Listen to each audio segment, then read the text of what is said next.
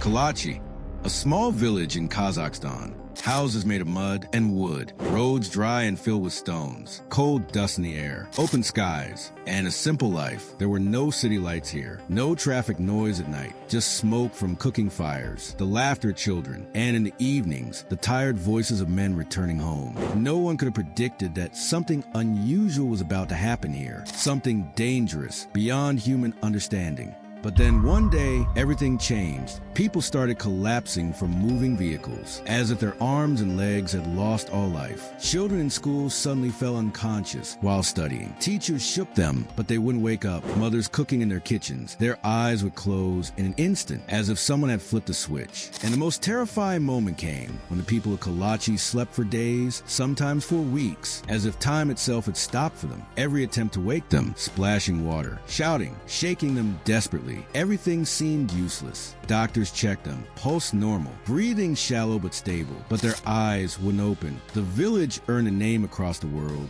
the Sleepy Hollow of Kazakhstan. This isn't a story. This isn't a horror film plot. This is a real, documented, scientific mystery. So, do you want to know what happened in this video? What caused the people of Kalachi to sleep for weeks on end? Kalachi was a small settlement, 680 people, a few houses, one school, and overwhelming silence. Peaceful, calm, simple lives. People woke up early, took care of their fields or animals, and went to bed early. Electricity here came and went. In winter, temperatures dropped to minus 30 degrees Celsius. And in summer, dust storms and scorching heat. The most significant thing about this town was that just a few kilometers away, there was a Soviet-era uranium mine. Its name was the Krasnogorsk uranium mining site. During the Soviet Union, this mine was highly active, heavy machinery, the hustle and bustle of workers coming and going, and underground tunnels where uranium was extracted for nuclear programs. But in 1991, when the Soviet Union collapsed, this mine was shut down, machinery was removed, workers were laid off, and that massive underground structure, stretching hundreds of meters beneath the earth, was left just as it was. No proper ceiling, no safety protocols, just a notice board put up and they left. And over time, people forgot about it. But no one knew that beneath this ground, over time, a chemical would form that would put people into such a deep sleep, keeping them unconscious for weeks. Those old tunnels, those chemicals, that stagnant water, those rocks decaying. Everything was slowly becoming an invisible bomb.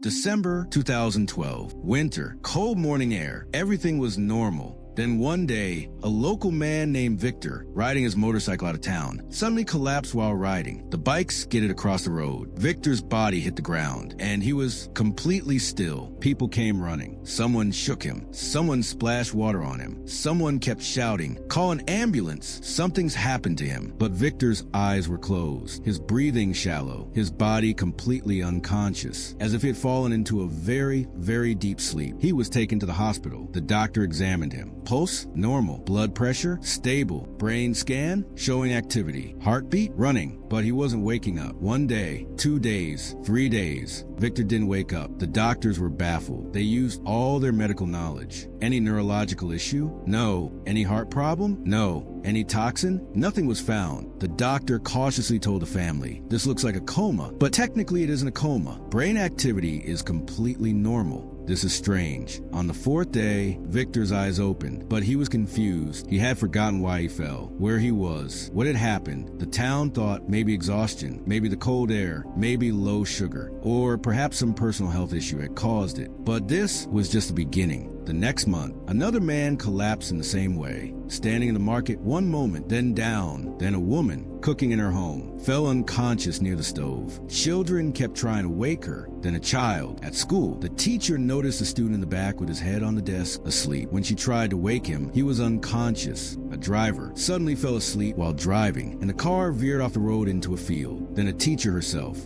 fell to the ground while teaching. Students screamed. The principal came. An ambulance arrived. Within 3 weeks, not just one or two dozen people had fallen into deep sleep. Panic spread through the town. What virus is this? What poison is in the air? Has someone tested chemicals here? Or is this some invisible attack? Doctors had no answers. Local government officials themselves were terrified. The media arrived. National TV covered it. Reporters came to the village. Scientists were called. The Kazakhstan government held an emergency meeting.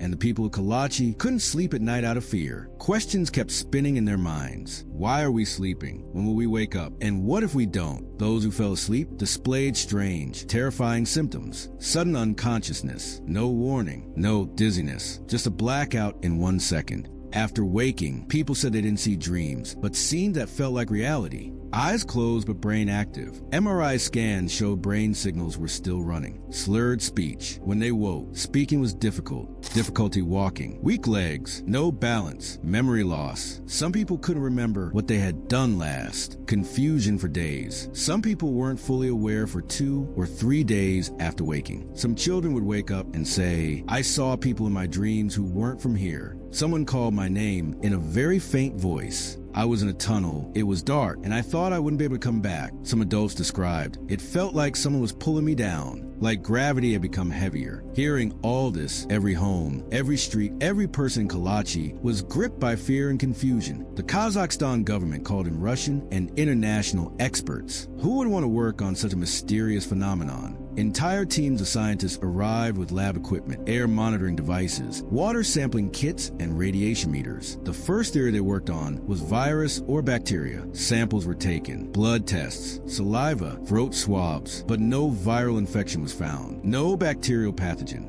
Second theory, radiation exposure. Geiger counters were brought out. They surveyed around the uranium mine, but radiation levels were completely within normal range. No dangerous spike.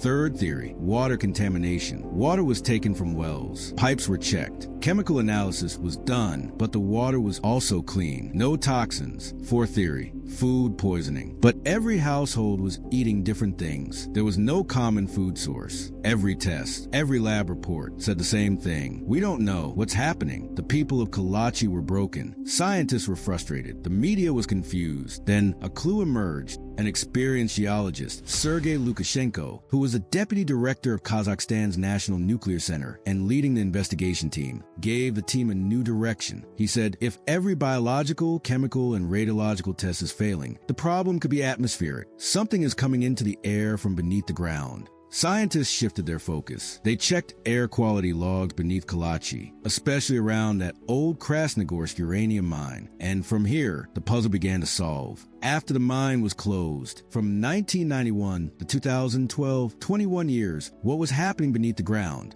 Water kept accumulating. Rainwater and underground streams began filling the tunnels. Chemical reactions started. Uranium, or rocks, and metals kept reacting with each other. Organic materials decayed. Old wooden supports, chemicals, and contaminated materials began to rot. Ventilation collapsed. The shafts built for air circulation kept closing. This mine had now become a massive sealed toxic air pocket. And in that sealed environment, carbon monoxide and radon gas began to form. These gases, slowly, over the years, began seeping to the surface, invisible, odorless, but the effect was devastating. When scientists tested air samples in Kalachi's homes and school buildings, the results shook everyone. Carbon monoxide levels were dangerously high, radon levels elevated, oxygen saturation critically low in certain areas, meaning people were losing oxygen without realizing it. And when oxygen levels to the brain drop, the body automatically activates shutdown mode. The extreme version of that, deep unconsciousness. And if exposure is prolonged,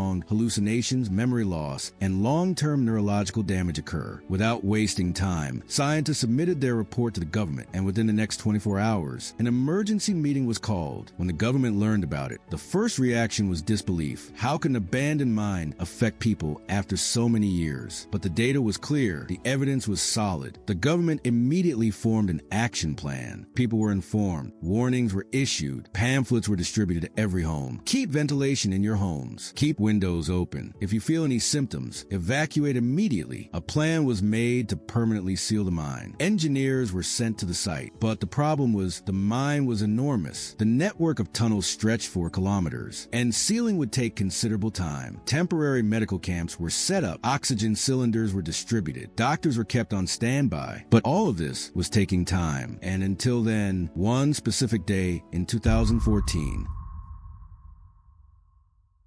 weather patterns and atmospheric pressure aligned in such a way that gas concentrations suddenly spiked. Kalachi witnessed the most dangerous day in its history. In a single morning, more than 60 people fell unconscious. The school was shut down. Every third student unconscious. Shops closed. Roads empty. Ambulances at full capacity. Police went door to door, checking who was alive, who was sleeping, and who was awake. A mother tried to wake her 7-year-old child, but his shallow breathing didn't change. His heartbeat was running, but he wasn't there. The child woke up 3 days later. This incident became the final warning for the government. An emergency cabinet meeting was held. Heads of every department were present. The health ministry presented a report. 154 documented cases. 8 people had been in critical condition. 2 children had suffered long-term neurological damage. The environment ministry explained, sealing the mine would take at least 18 months. And until then, safety couldn't be guaranteed. And then the difficult question arose. Can we let people stay here? Silence. Then the prime minister announced a decision. Kalachi must be evacuated. This decision wasn't easy. These people had lived here for generations. Their homes, their land, their memories, everything was here. But nothing is more important than life. A relocation program was announced. The government committed that every family would be given new homes in other areas. Financial support would be provided. Children's education would be taken care of.